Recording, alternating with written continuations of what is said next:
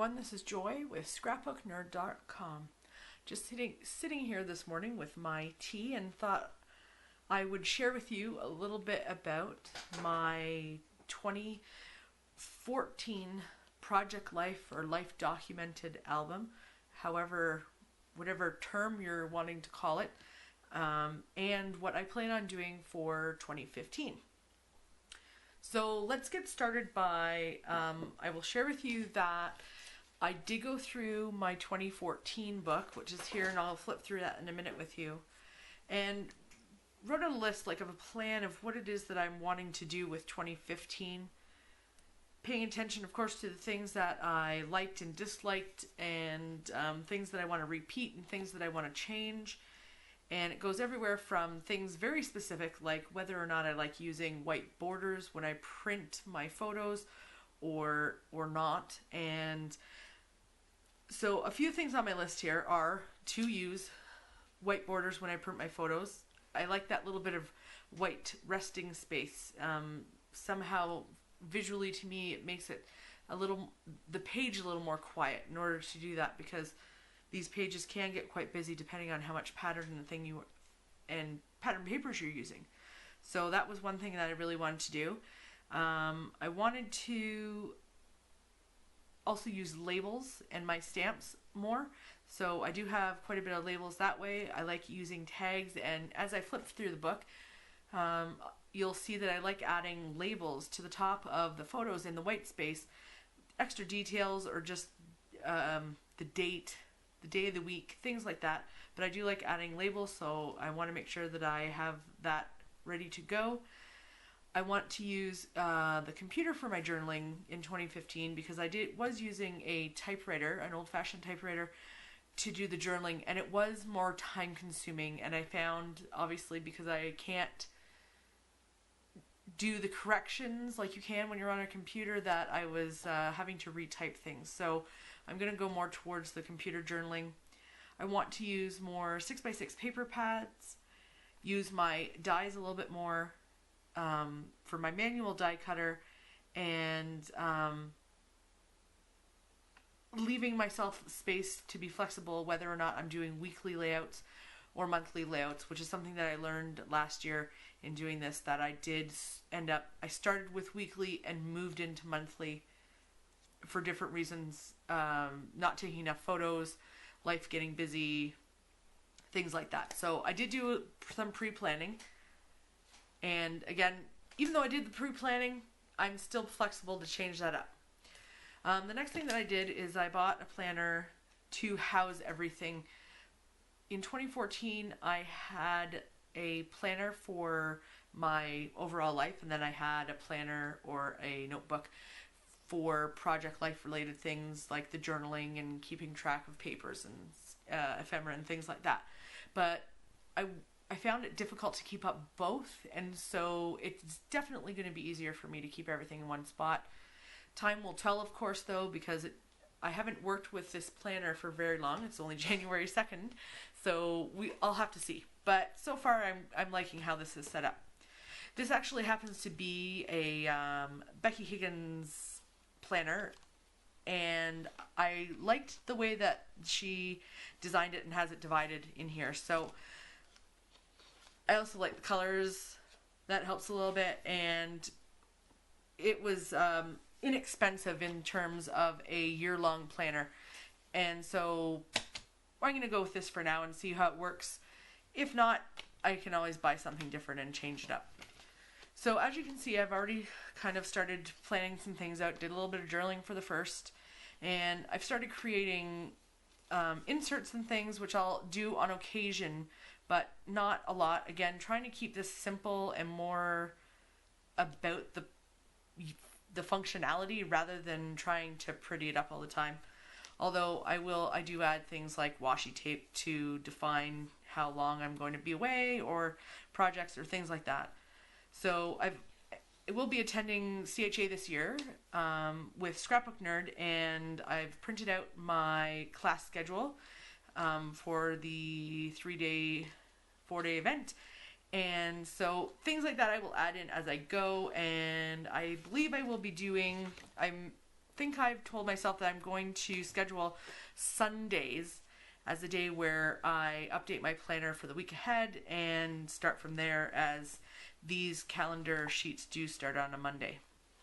One thing I kind of think is cool about this planner, I don't know if you can see this very well, but they have prompts in here that you can use, try, or ignore if you choose. This prompt says, this week, try a new recipe, invite family, friends over to enjoy it. Which is kind of nice, and I may end up doing those things, and I may not because I don't have time, or I just don't like what they're prompting me to do.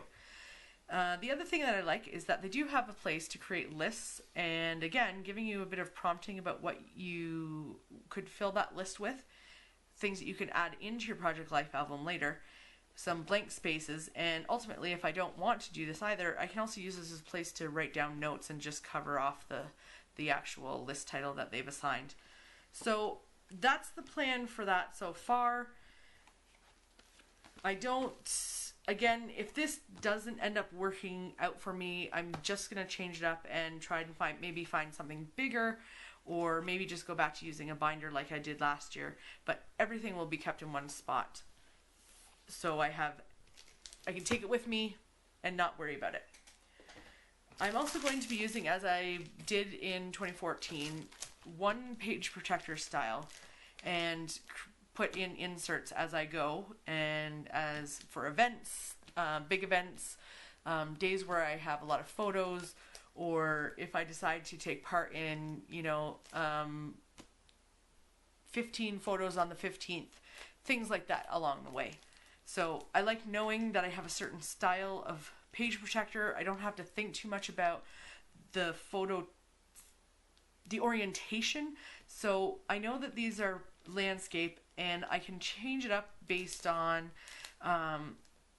shrinking it down to a square, like if I'm taking Instagram photos, or doing a full 3x4 picture in one of the journaling spots, or changing, again, the orientation of a photo by just changing around and sliding it into the 4x6 pocket. So that I know I like doing, having one style, and if I create an insert page, then I can change up the style at that point to anything that I want. So I'm going to be using those, and I have here a few cards that you'll see inside the album. I used these cards in 2014. They are quote cards that a blogger by the name of Elise created, and there's one quote for each week, so that's 52 quote printouts, and you cut them out and slide them into the pockets. I will leave a link to the blog for Elise's cards.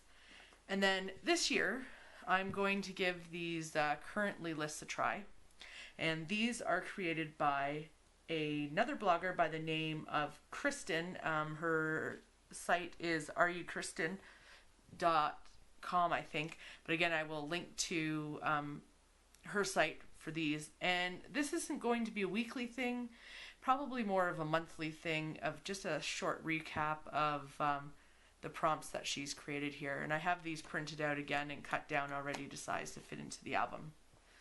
So taking a look at the 2014 book, I wanted to show you this so we can notice that I go from being kind of very detail oriented, taking a lot of photos, also putting a lot onto the pages, onto the individual cards, and then I move into a more simpler style because I end up falling behind at points. I end up with not a lot of photos, but I didn't let that deter me from the project. I just changed the way that I did things. So I did move from weekly into monthly layouts, and I'll show you some of those now. I also don't like using kits. That's the other thing that I have to point out, is that my creative brain doesn't like being limited. I like having options, and I have options in my stash. And so I'm going to be using my stash, as much as possible, and also using 6x6 paper pads where the cost of those 6x6 paper pads, I can get the entire collection for about $6, and one paper pad will do me for the whole month, I believe. I may have to intermix some extra sheets of 12 by 12, generic patterns, grid papers, etc. But generally speaking, I will be able to get an entire month done for that. So that's one thing that I'd like to do. Here's what I'm talking about with labels and things that you'll see, and journaling on photos that I like to do. These are weekly layouts so far, and some weeks are heavy on journaling, and some weeks are not. I've included some ephemera or receipts from stores, and these are the inserts that I like including. So this is a 3-up page, 6 by 12, and I will be doing a lot more of these in 2015 as well. I do like changing up the page protector size. Here's an unfinished page from, what is this month? This is still January of 2014. I have everything documented for this in my notebook, but I can go back anytime and finish this off, and I will be doing that in 2015 as well. Life changed for me in 2014 very drastically when my mother passed away, and the album kind of took a pause, although I did continue to document as I could, and did a whole batch catch-up, as I call it, where I sat down for several hours and looked at the photos in my computer from several weeks and jotted down stuff from my memory while it was still fresh. During that time before my mother passed away, where it's still a little bit difficult to scrapbook, but I will get to it eventually. So in here also, I tried in 2014 to these photo flips that I believe Simple Stories makes, and they have a strip of adhesive on the side, and all you do is stick it to the page protector, and then on this one where I placed it, it was over a hole, so I just hole punched that myself. But I was able to, number one, include another photo, but then also some very specific journaling about this particular photo, which in the overall layout, this is not about the entire week, it's just about this photo. So I do really like that, and they come in different sizes, so that's another thing I'd like to do. One other thing I like is the recap cards that you can create or print or buy. A lot of manufacturers, almost everyone that I can think of, does 4x6 and 3x4 cards now, and so some of them come with a label, some of them you can print, or some of them you can stamp yourself, but it's just a short little spot to journal about the week, about each day. And if I find, like this week in particular, I didn't have a lot of details, so you won't see a lot of those tabs that I like adding, but this was sufficient. And sometimes I don't really have that much to say. Sometimes the photos tell enough of the story for me, and other weeks I really want to write more, or in this case wanted to write more very specifically about this one weekend. I'm very big about documenting everyday things as well. I don't have children, so I don't have a lot of things of their activities to include, but I do like to document everyday things with my husband and my dogs. One other thing, so here is those quote cards that I was using. And one thing I want to do for 2015 that my husband's very much on board with is to include some gratitudes in the book. So we're going to use the 3x4 card size and include some of the gratitudes that occurred during 2015 and actually get it documented so we can see it. And it's nice to appreciate what's going on around you. And this is a great way to do that and document the little things, the big things, all in one spot. And I really felt like that was a focus that we wanted to do this year, to look at our gratitudes and be thankful for things that we have going on in our lives. So that's one thing that we are also going to do in 2015. This one here is a pocket page from October afternoon with 2x2 photos, and this was Easter weekend that I documented there. Some more of the quote cards, and I do really like these weekly cards that I end up creating. I'm not 100% sure yet if I'm going to be creating weekly cards this time round, or if I'm going to switch over to doing a 3x4 calendar card every time I make a layout. I haven't decided which yet, but that's one of the things that I have listed on my notes. Here are some more of the labels. Again, you can see I really like adding little details to photos and things like that. So that's a general overall look at my Project Life book from 2014. And I'm very excited to share this process with you now, and also moving forward make process videos about this entire year of 2015.